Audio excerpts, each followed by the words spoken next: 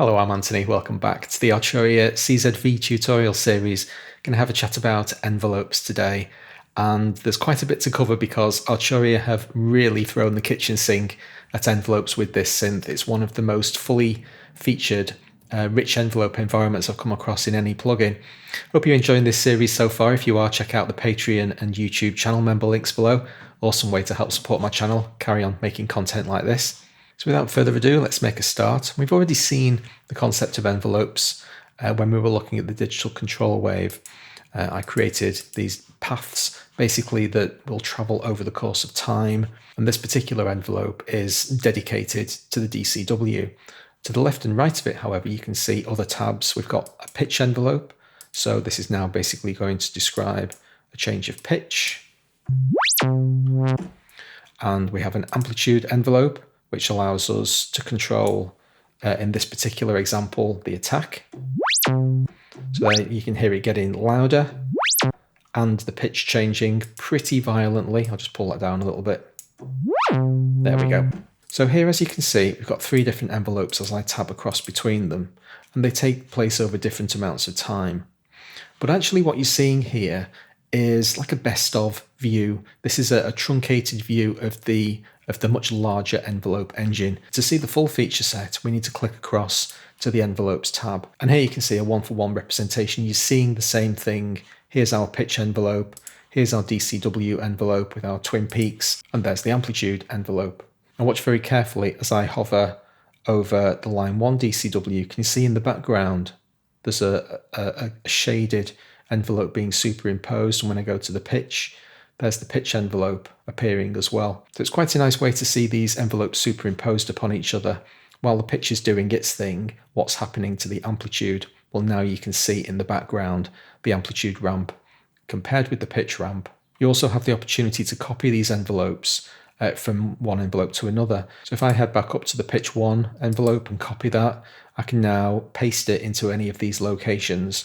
If I hold the shift key down and click on multiple different destinations, you see it basically multi-selected all of those different tabs in between, or I can control click to select individual envelopes, and then when I press paste, which is basically the download button, it's going to copy that envelope into those new locations.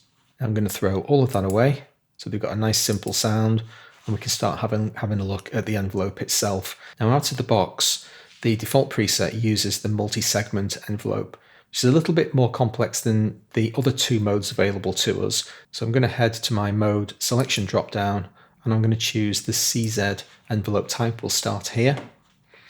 Then I'm going to pick up my sustain node, drag it up here, press a key.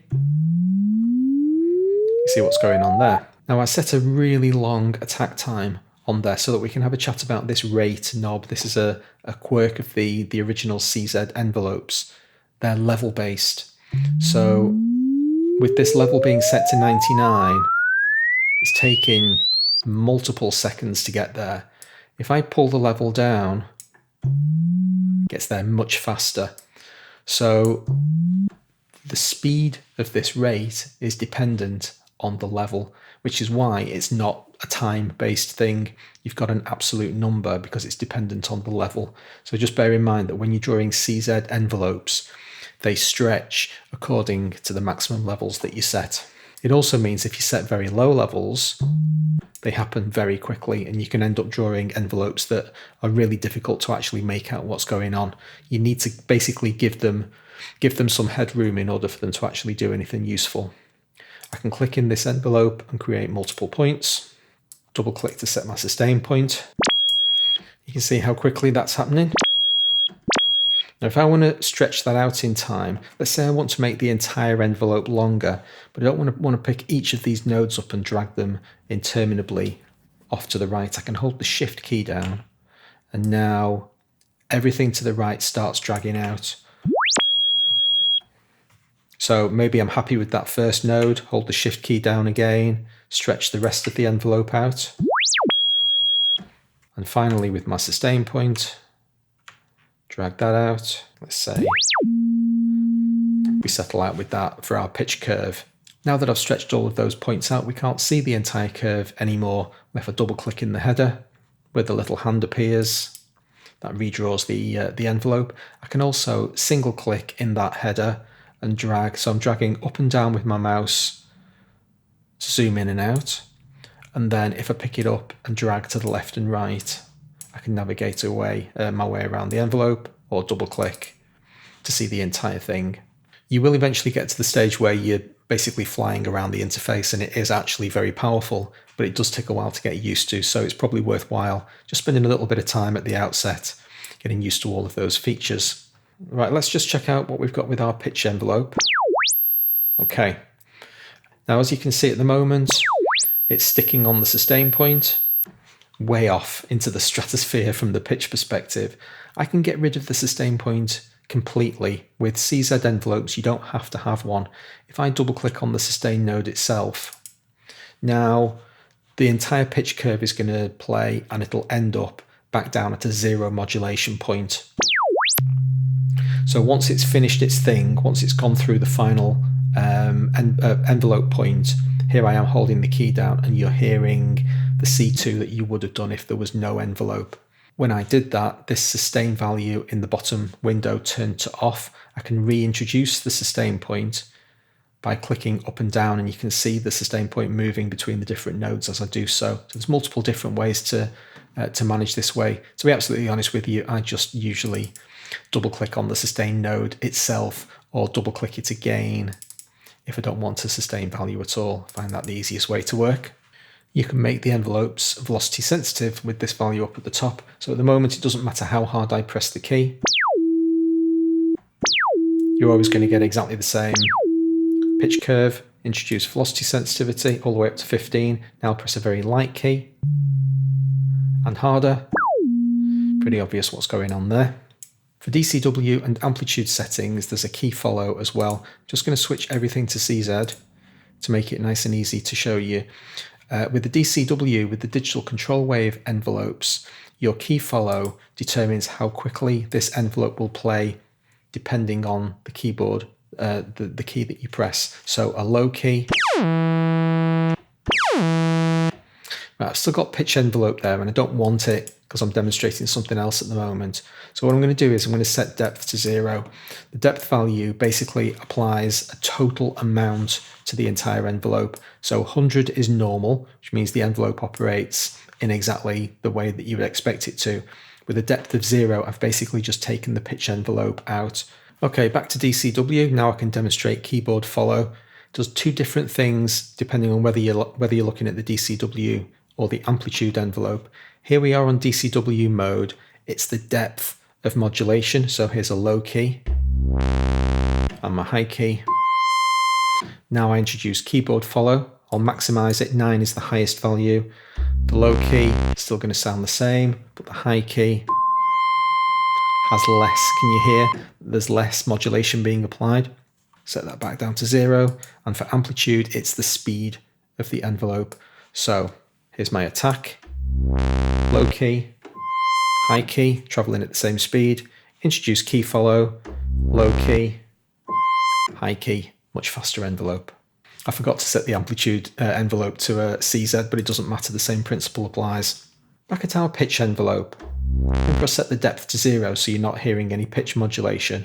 Here's some secret sauce with the envelopes in this synth. You can set depth to negative values. Now it's going to invert the envelope. Normally, envelopes are all positive only, but by inverting the depth, setting it negative, you're literally flipping this envelope. I'll press a fairly high key on the keyboard. Make this a bit longer so that we can hear what's going on. Incredibly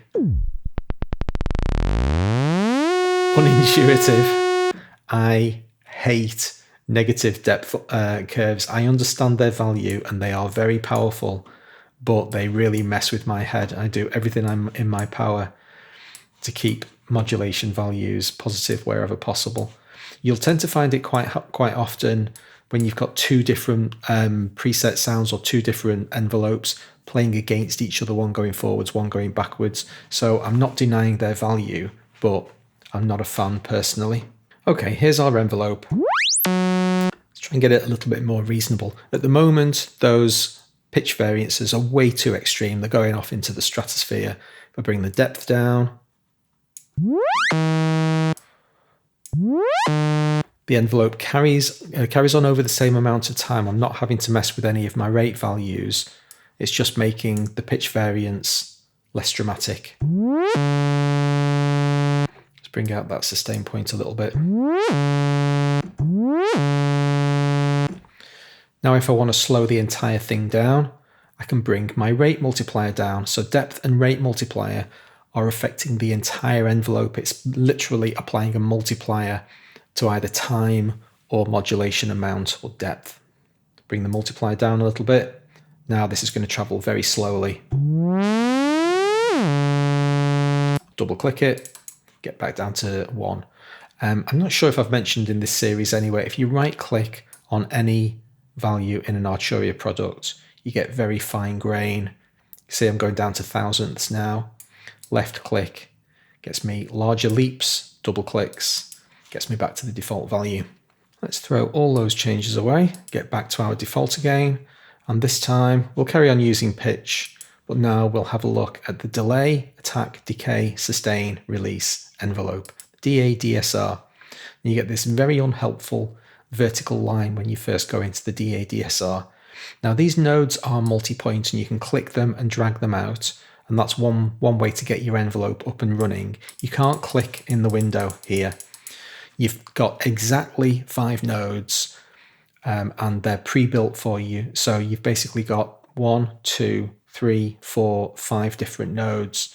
Because it's a little bit unintuitive as to what you're supposed to click in order to get this envelope up and running, another way for you to do it is to actually increase the values from the low bars, and this will bring each of the envelope points into play. And once you can see them all, that's just drawn a classic DADSR envelope. Here is your attack, decay, sustain, and release phases, and this flat line at the beginning is the delay.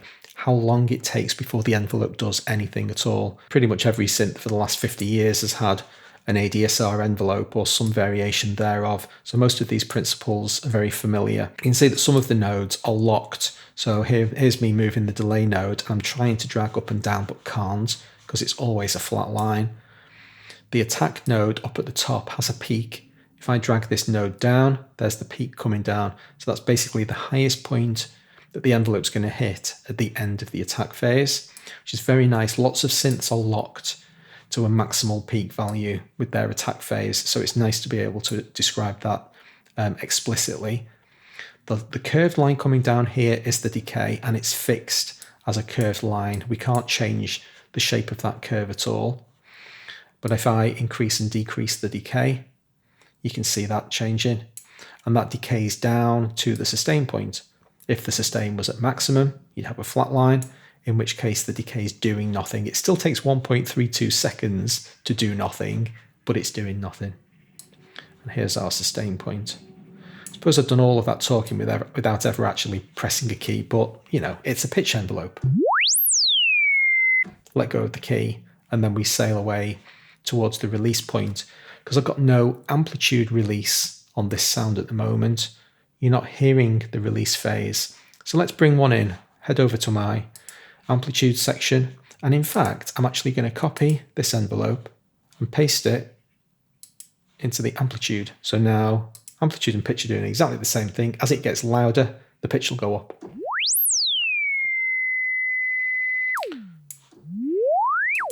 It's not actually that easy to tell that it's getting louder. You can see in the oscilloscope the wave gets bigger as it gets louder. It's not massively easy to tell, and once I moved the amplitude curve, you can see the pitch curve in the background. So now that we've got a release phase,